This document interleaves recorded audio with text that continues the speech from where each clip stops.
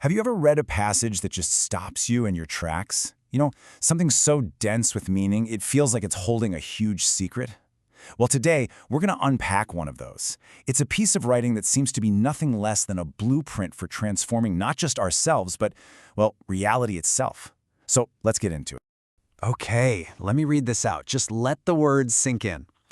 When the best of our aspirations pervades our worst base experience, then something beyond all of it is extruded, distilled, purified, and made brilliant. This brilliance is tempered against itself, and its light is realized darkly, and its darkness is realized brightly. When its intensity has consumed everything, then the effulgence takes over the trajectory of reality and reaches a conclusion. Wow, it sounds incredibly mystical, right? Almost like poetry. But let's take a closer look. Because what if every single word in that passage isn't just poetic flair, but a very specific instruction? That's what we're going to explore here.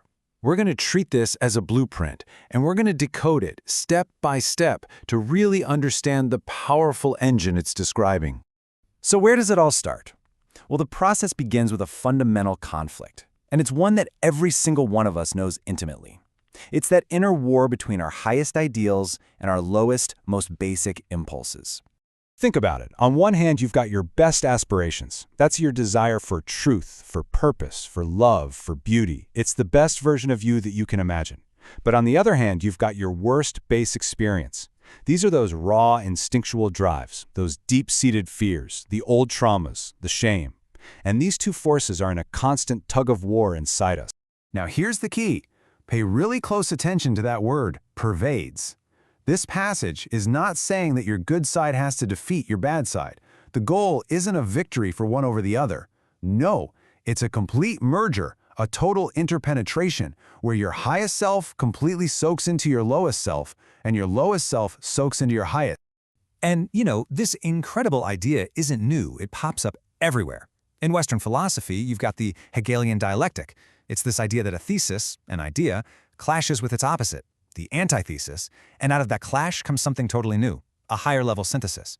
And then over in Eastern spirituality, Advaita Vedanta teaches that all these dualities we see, good and evil, high and low, they're really just illusions hiding one single unified reality. The whole point is to see beyond that illusion.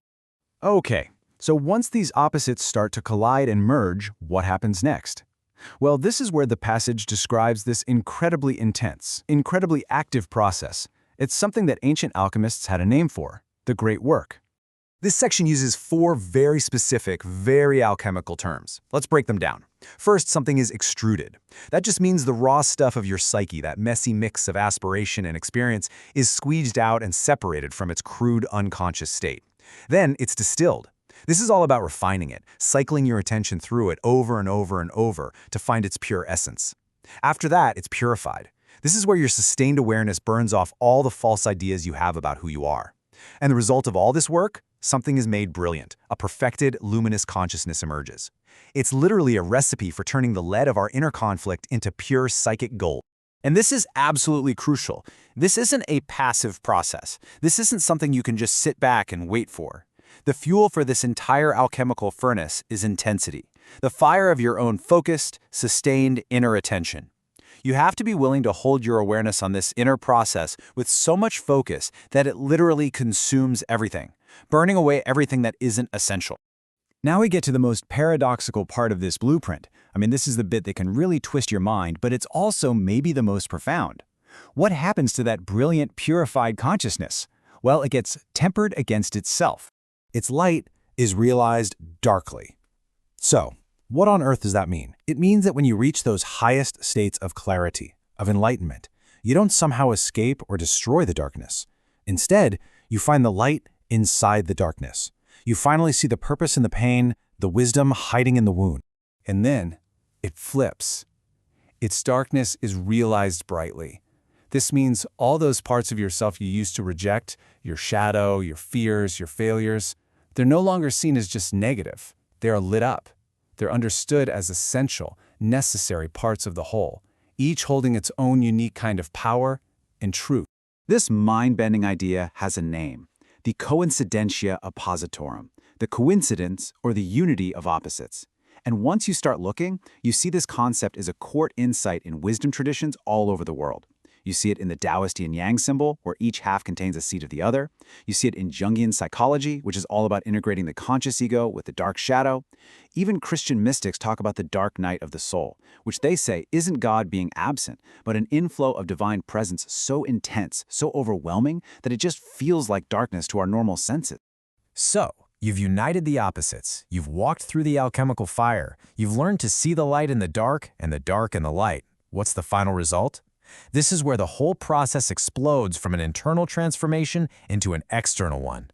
The blueprint gives us another key term here, effulgence. Now, this isn't just a fancy word for brightness. It's a specific philosophical term coming from the philosopher Plotinus.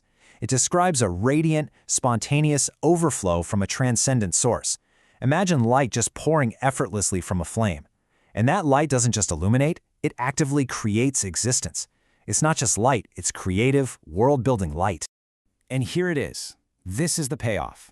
After everything you've been through, the blueprint says that this effulgence, this new, unified, radiant consciousness you've become, takes over the trajectory of reality.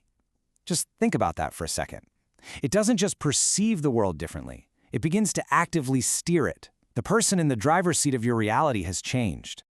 This is a perfect illustration of that famous ancient Hermetic axiom, as above, so below. It means the microcosm of your inner world directly shapes the macrocosm of your outer reality.